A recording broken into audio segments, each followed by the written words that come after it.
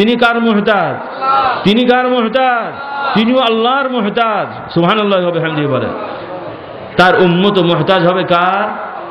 তার উম্মত মুহতাজ হবে কার? তার উম্মত মুহতাজ হবে কার? আল্লাহ তাআলা আমাদের বোঝার তৌফিক দেন, সকলে বলুন আমিন। আর এর সাথে সাথে মুহাম্মদ রাসূলুল্লাহ সাল্লাল্লাহু আলাইহি ওয়াসাল্লামের প্রতি আরেকটা বিশ্বাস রাখতে হবে, যেটা অন্য নবীর ক্ষেত্রে নয়। সেটা কি ভাই? তিনি হলেন সর্বশেষ নবী। সুবহানাল্লাহ বলেন। তিনি হলেন কি? সর্বশেষ নবী। অন্য নবীদের ক্ষেত্রে বিশ্বাস আনবো তিনি নবী রসুল, কিন্তু শেষ নবী বিশ্বাস করব না।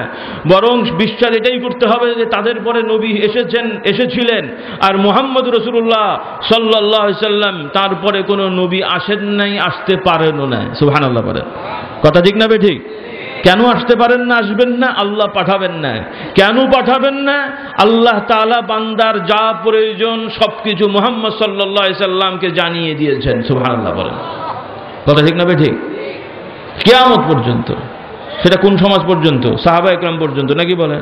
যে আল্লাহ রাসূল সাল্লাল্লাহু আলাইহি ওয়াসাল্লাম যতদিন হায়াতে ছিলেন, সাহাবারা তার কাছে ছিলেন, তিনি পূর্ণাঙ্গভাবে সব শিখিয়ে দিয়ে গেছেন। তবে আল্লাহ রাসূলের ইন্তেকালের পরে, সাহাবাদের ইন্তেকালের পরে উম্মতের আরো কিছু নবীরতের প্রয়োজন হয়েছিল, নাকি বলেন? হ্যাঁ, ভারতের জন্য আলাদা নবী টবি এসেছিলেন। হ্যাঁ, নাউজুবিল্লাহ বলেন। আরব দেশের বিভিন্ন এলাকার জন্য বিভিন্ন নতুন নতুন নবী গজিয়েছিলেন। তারা বিভিন্ন ধরনের নিয়ম নীতি পালন তৈরি করে দিয়েছিলেন। সেগুলো না হলে আল্লাহ দরবারে যাওয়া যাবে না। কি বলেন আপনারা? ইমান ঠিক হবে ভাই? এরকম তো কেউ বলে না, কিন্তু সকলে যা করে এর রেজাল্ট হলো এইটাই। কথা ঠিক না বেঠিক? সকলে যা করছে তার রেজাল্ট হলো এটাই যে খতমে নবুয়ত মানে হলো নবুয়ত খতম, মানে নবীর কাজ সব শেষ। এখন যা করেন আমরা করব। কি বলে? আমরা হুজুররা নতুন নতুন নিয়ম তৈরি করব, মুরিদরা তাই করবে। নবী চলে গেছে, সেটা শেষ, নাকি বলেন? নাউজুবিল্লাহ বলে। এর নাম কি খতমে নবুয়ত নাকি? এর নাম কি নবুয়ত ইখতিতাম হলো? তাহলে আল্লাহ রসুলের পরে নবী হবেন না, আল্লাহ রসুলের পরে কোনো রিসালত হবে না।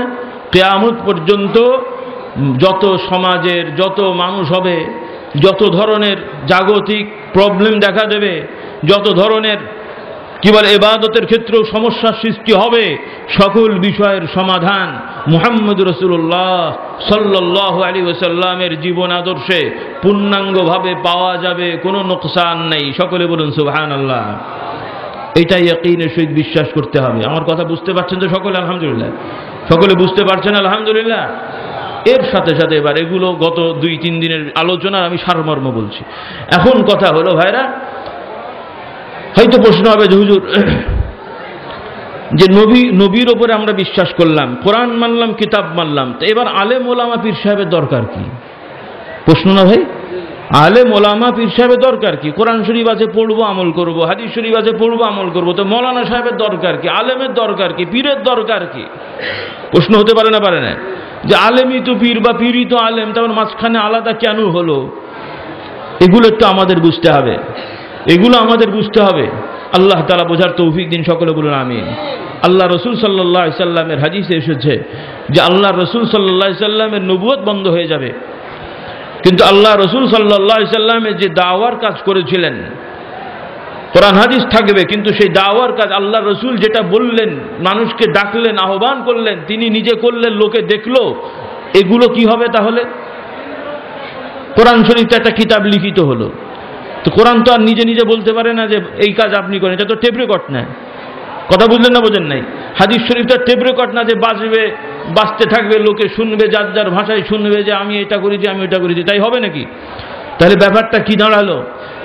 যে আল্লাহ রসুল সাল্লাল্লাহু আলাইহি ওয়াসাল্লাম তার ইন্তেকালের পরে তার যে ওহী ছিল, তিনি যে কর্ম করেছেন, তিনি যা কোরআন হেফজ করেছেন, মুখস্থ করেছেন, এগুলো তার পরবর্তীতে কিছু লোকেরা মুখস্থ করবে, সেই অনুযায়ী নিজেদেরকে পরিচালনা করবে, তারাই হলো ওয়ারাসাতুল আম্বিয়া, নবীদের ওয়ারিস হবে। সুবহানাল্লাহ বলেন। এটা হাদিসে তাদেরকে বলা হয়েছে যে ওলামা হলেন নবীদের ওয়ারিস, আর নবীরা ওই ওলামাদেরকে বা ওই ওলামারা নবীদের উত্তরসূরি হিসেবে এলেম পেয়েছেন। কি পেয়েছেন? কি পেয়েছেন? এলেম। তো আল্লাহ নবীর এলেম, তিনি কি নিজে দার্শনিক এলেম? আল্লাহ নবীর এলেম কি দর্শনবিদ্যার এলেম? আল্লাহ নবীর এলেম কি আপনার সমাজবিজ্ঞার এলেম? আল্লাহ নবীর এলেম কি কোনো সায়েন্টিস্টের এলেম? আল্লাহ নবীর এলেম কোত্থেকে এসছে? আল্লাহর নবীর এলেম কোত্থেকে এসছে? আল্লাহর নবীর এলেম কোত্থেকে এসছে? আল্লাহ রসুলের তারবিয়াত, আখলাক, চরিত্র কে সোজা করেছেন? সুবহানাল্লাহ বলেন। আল্লাহ রসুল সাল্লাল্লাহু আলাইহি সাল্লাম বলেন, আদ্দাবানি রব্বি ফাআহসানা খুলুকি, আমার রব আমাকে তারবিয়াত দিয়েছেন, আমার রব আমাকে তারবিয়াত শিক্ষা দিয়েছেন, আমার আচরণ বিধি সোজা করে দিয়েছেন, এই জন্যই আমার আখলাক চরিত্র সুন্দর হয়ে গেছে। সকল বলুন সুবহানাল্লাহ। লাকাদ কানা লাকুম ফি রাসূলিল্লাহি উসওয়াতুন হাসানা, যেহেতু আল্লাহ রসুলের মধ্যে, আল্লাহ রসুলের আদর্শের মধ্যে তোমাদের জন্য উসওয়া হাসানা আছে, উত্তম চরিত্র, উত্তম আখলাক চরিত্রের নিদর্শন আছে, উত্তম আখলাক চরিত্রের শিক্ষণীয় ব্যাপার আছে। সকলে বলুন সুবহানাল্লাহ। তাহলে আল্লাহ রসুল সাল্লাল্লাহু আলাইহি সাল্লামের আদর্শ এত সুন্দর হলো, আখলাক চরিত্র এত সুন্দর হলো, কে করেছিলেন ভাই? কে করেছিলেন? আল্লাহ। তাহলে ওলামা একরামের এলেম আসবে নবী থেকে। নবী যা করেছেন বলেছেন ওলামারা তাই করবেন বলবেন, তাহলেই নবীর ওয়ারিস হবে। কথা ঠিক না ঠিক? নবীর যে আদর্শ আছে, নবী হিংসুক ছিলেন না, তাহলে আলেম হতে গেলে হিংসুক হওয়া যাবে না। নবী পরনিন্দা করতেন না, আলেম হতে গেলে ওগুলো করা যাবে না। নবী স্বার্থবাদী ছিলেন না, আলেম হতে গেলে স্বার্থপর হওয়া যাবে না। নবী মানুষকে নিন্দাতেন না, আলেম হতে গেলে ওগুলো হওয়া যাবে না। নবী কর্কশভাষী ছিলেন না, আলেম হতে গেলে ওগুলো হওয়া যাবে না। সকলে বলুন না সুবহানাল্লাহ। হ্যাঁ হ্যাঁ, তো ভাইরা আমি আলোচনা করতে থাকি, এর মাঝখানে আমাদের স্বেচ্ছাসেবক ভাইরা আপনাদের কাছে রুমাল নিয়ে আসবে। আপনারা একটু দিল খুলে, একটু সর্বশেষ দিনে একটু হাত খুলে আপনারা একটু দান খয়রাত করতে থাকবেন, আর আমরা দোয়া করব আল্লাহ রাব্বুল আলামিন আপনাদের সকলের দান খয়রাত কবুল করেন। সকলে বলুন আমিন। স্বেচ্ছাসেবক ভাইরা আস্তে আস্তে যাচ্ছেন আপনাদের কাছে, আপনারা কষ্ট মনে করবেন না, দিতে থাকেন, যেহেতু সময় কম আর এই সবাইকে এখানে আনাও সম্ভব না। আমি সকলের জন্য দোয়া করব, আল্লাহ তাআলা সকলকে কবুল করুন। সকলে বলুন আমিন। স্বেচ্ছাসেবক ভাইরা রুমাল নিয়ে যেতে থাকেন, আর আপনারা নিয়ত করেন, আগামী বছরের জন্য নিয়ত করতে থাকবেন। টাকা পয়সা, ধান চাল, সিমেন্ট, বালু, রড ইত্যাদি নিয়ত করবেন, ইট বালু। আল্লাহ তাআলা সকলের দান কবুল করবেন ইনশাআল্লাহ। সকলে বলুন না আমিন। যে কথা বলতে চাইছিলাম, যে আল্লাহ রসুল সাল্লাল্লাহু আলাইহি সাল্লাম কর্কশভাষী ছিলেন না। আল্লাহ রসুলের ওয়ারিস যারা হবে তারাও ওই রকম চরিত্রের হতে হবে। কথা ঠিক না বেঠিক? আল্লাহ তাআলা আল্লাহ নবী সম্পর্কে বলেন, ওয়ালাউ কুনতা ফাযযান গালিযাল কলবি লানফাদ্দু মিন হাওলিকা ফাবিমা রাহমাতিন মিনাল্লাহি লিনতা লাহুম।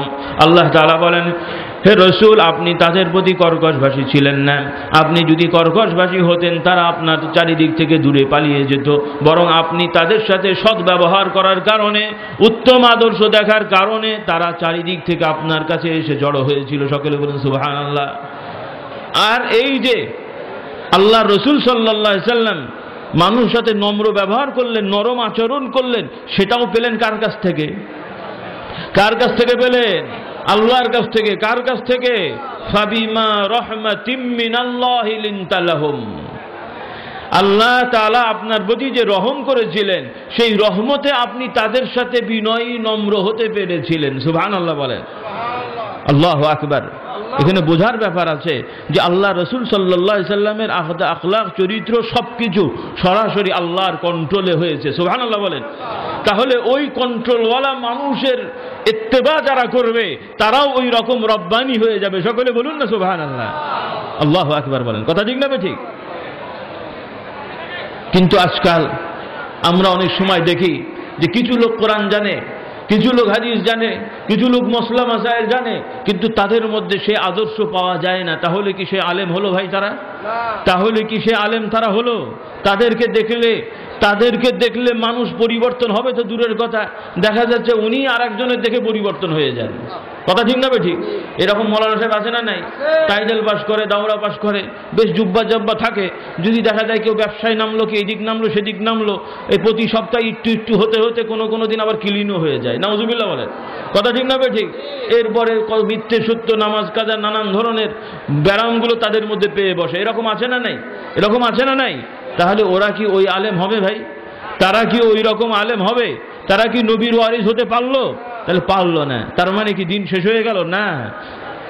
এই আলেমদের মধ্যেই অল্প হোক বেশি হোক, যার যতটুকু এলেম আছে, জ্ঞান আছে, নিজেরা ওগুলো আমল করে, নিজেদেরকে গড়তে পারে, আবার তাদের দেখলে লোকেরা শেখে, তারাও লোককে বললে শোনে, এদেরকেই পরবর্তীতে একভাবে শেখ মাশায়েখ বা মুরিদ পীর সাহেব হিসেবে মানুষ নাম দিয়ে ফেলেছে। কথা বুঝলেন না? বোঝেন নাই?